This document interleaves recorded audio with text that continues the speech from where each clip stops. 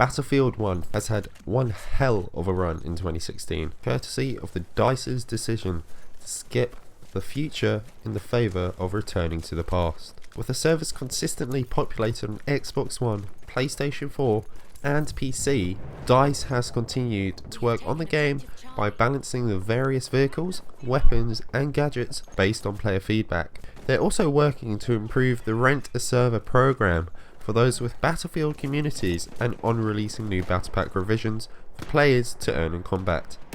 With each update, the team has improved Battlefield 1 in many ways. There's still some long awaited improvements and addition needed to advance the game forward into 2017. Here are a few of the updates that I would personally like to see leading into next year. For one, more infantry-focused maps. With the current map rotation and the recent introduction of Giant's Shadow, which was the first DLC map, Battlefield 1 holds one of the most impressive lineups the franchise has seen earlier this year into the specific title's lifecycle.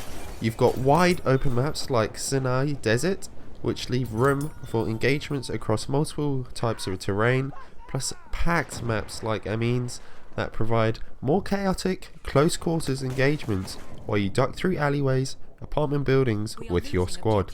However, many of the maps lean heavily in favour of new vehicles, which means leaving the infantry at the mercy of the enemy armour, planes and tanks unless they all focus on controlling the battlefield with an anti-vehicle armament. The balance of infantry and vehicle combat is one of the key aspects of the Battlefield franchise. But previously, DICE has always included a few maps that focus on the infantry only combat scenarios that have been an absolute blast to play. With the release of They Shall Not Pass scheduled for March 2017 as mentioned in the previous video, there is no reason for a few infantry focused maps that they shouldn't have an appearance to give players a much needed break from the flamethrower heavy tanks that dominate the battlefield. After all, who doesn't love a little bayonet charging competition? Now, another area is air superiority.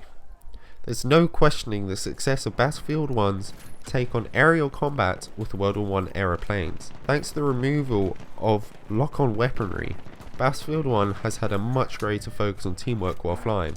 You need a solid tail gunner or a wingman to watch your back in the sky.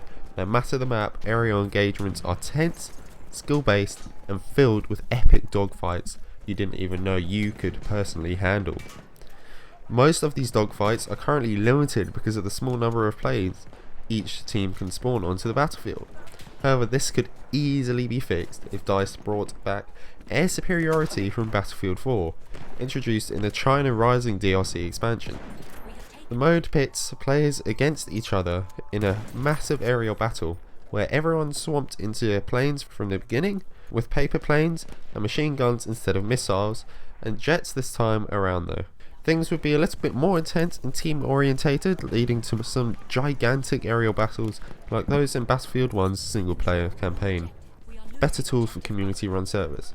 Now, if you're a Battlefield veteran who's used to hosting your own servers and running events with them for your communities, the odds are that you aren't too happy with the current server rental system that is available in Battlefield 1. Now, launched a few weeks after the initial release of the game, the current program allows players to purchase their own servers and customize them as they see fit with special rule sets, certain weapons and variable ticket counters. That said, it is lacking numerous key features community leaders have come to expect, which need to be added sooner rather than later.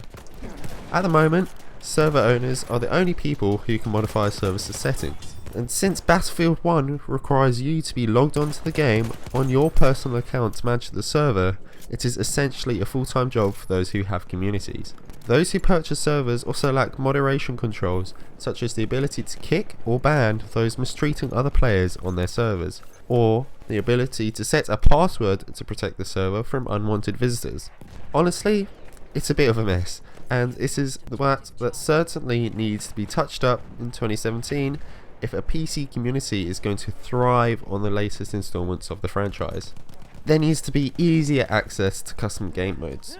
Throughout Battlefield 1's lifespan so far, DICE had to continue to introduce new multiplayer experiences by altering the base rule sets in favour of unique takes that present different types of gameplay. In custom games, you can find hardcore servers with reduced HUD elements and extra bullet damage, or different takes on base war game modes like blind delivery, which only allows players to use pistols and grenades in war pigeons. Each of these new game modes are a ton of fun to play, but can only be found on unofficial servers from their server rental program.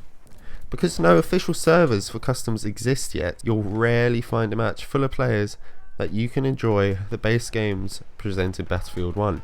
Take standard issue rifles for example, which replaces everyone's primary weapon with a bolt action historical accurate to their fraction. It is authentic and an entertaining way to play Battlefield 1. But one can rarely find a match due to no official servers or matchmaking existing for that mode. By supporting more games in Custom 2017 with official servers or matchmaking that supports unofficial servers, DICE and Electronic Arts could help more players enjoy some of the fantastic experiences they've created on a much wider scale. And trust me, you're going to want to experience a few of them no matter what part of Battlefield 1 you enjoy the most. Now, that's all I have for you today, guys. I hope you enjoyed this video, and tell me down in the comments what you think and how they could improve Battlefield 1. I'll catch you next time. See you later.